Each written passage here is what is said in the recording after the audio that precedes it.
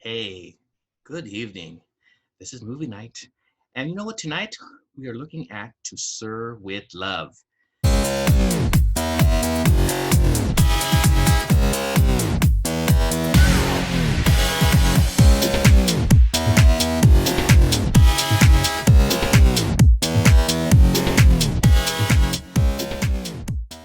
Yes, directed by James Clavell.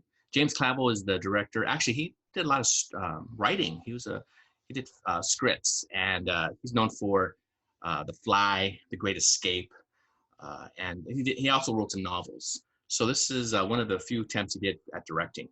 He also, and in the film, we have Sidney Poitier as Mark Thackeray, also known as Sir, and Lulu, who plays Peg, and she's the singer, and she sang a number of hits, but of course, To Sir with Love was one of her big hits in '67. Christian Roberts as Denham, and Judy Heating as Pamela, students, and there's some others. But this is a film, um, about a teacher from New Guinea, British New Guinea, and he gets his education, college education in America, and he's somebody who wants to be an engineer.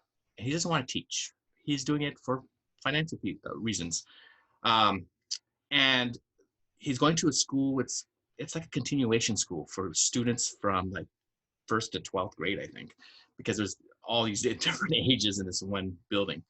And he goes to school. He works there, and he finds out right away that he has some really tough kids, and the staff's there, and he gets to meet them, and he's wondering, well, what did I get myself into?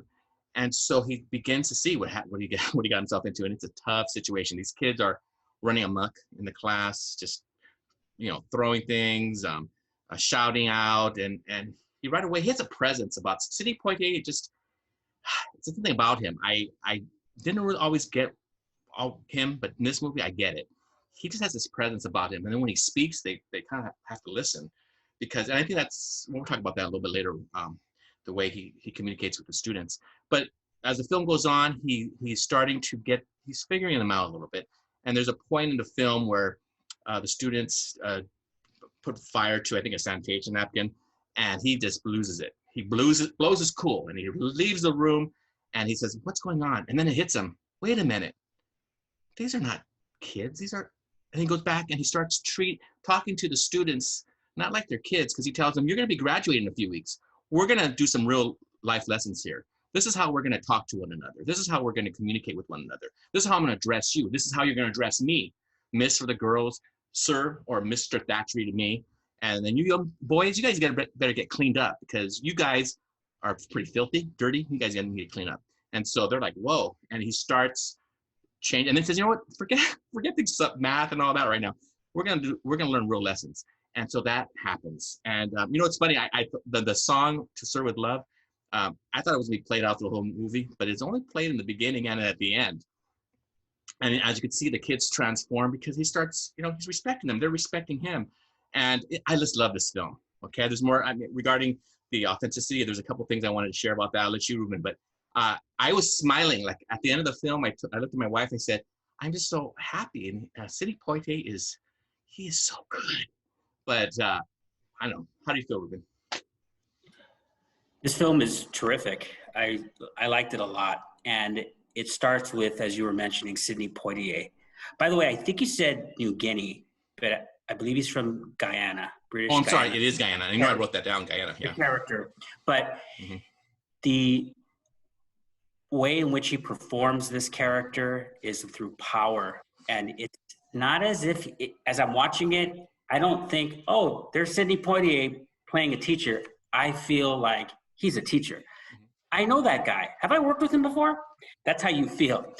And when he comes in, it's like he's in over his head.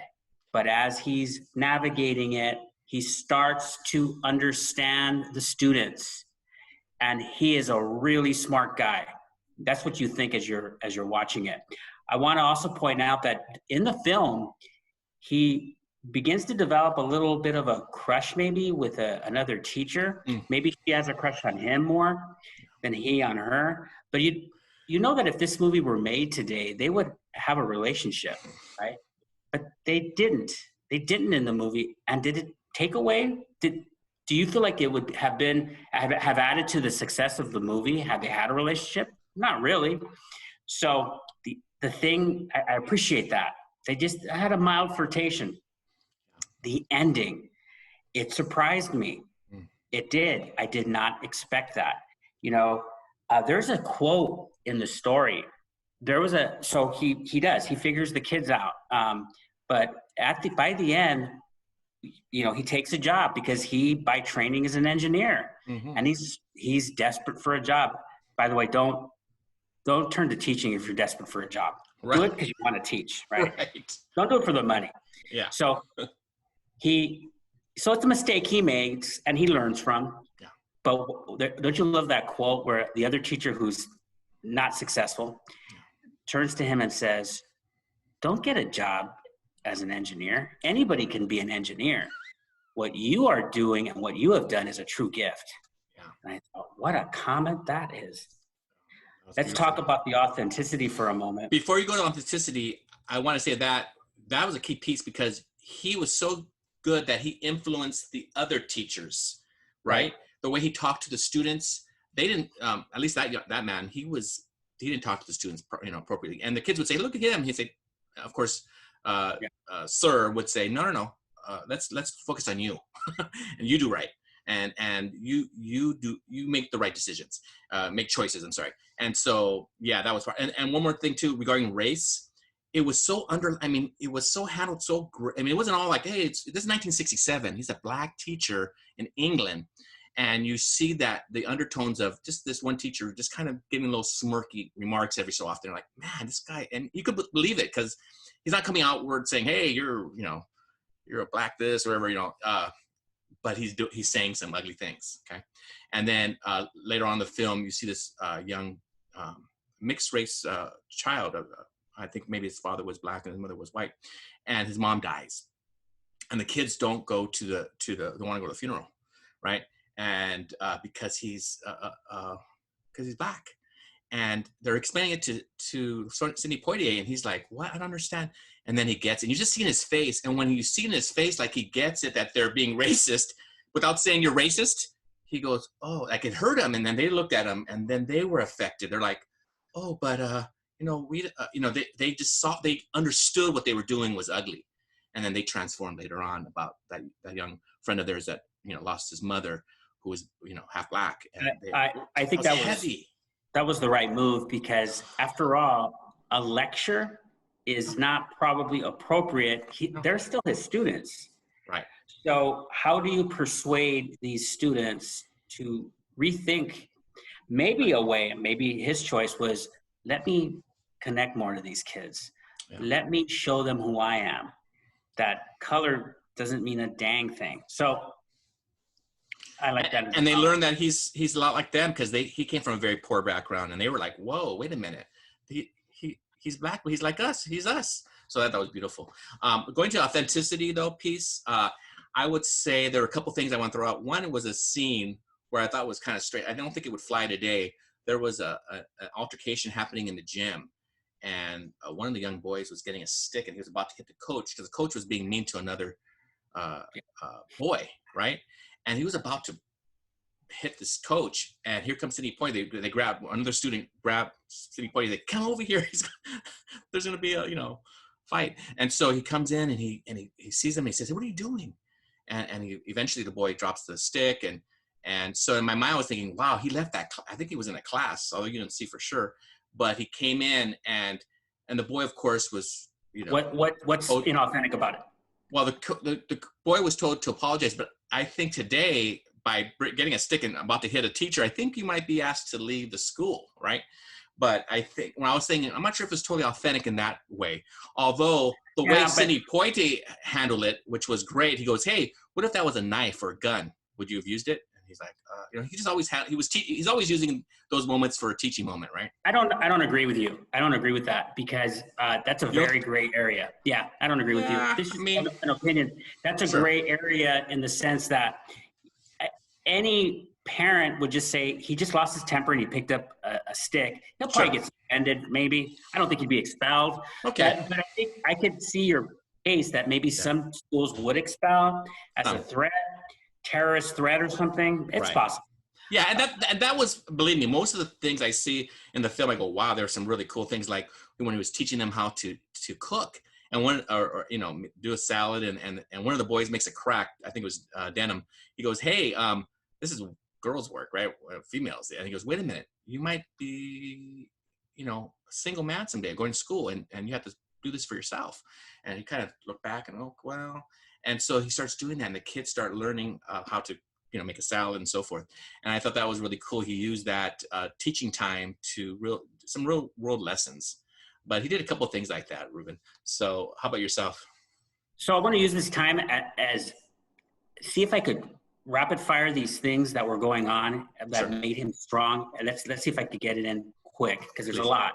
At minute 30, he finally explodes. So up until this point, he was taking it. These kids are running a foul in this class, and just basically run the class.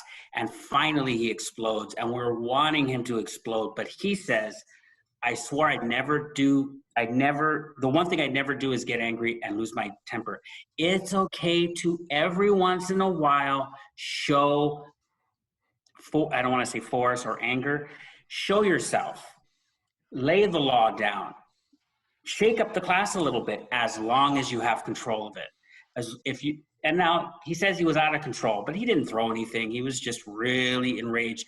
You might not want to call your students sluts, though. That's the one flag I throw on the play. Right. But I like that he shook them up a little bit verbally. You need to do that. Why was his class poor? I'll give you some reasons. No seating chart. You got to put that kid Denham right in the front. And man, that's another kid. That's another thing.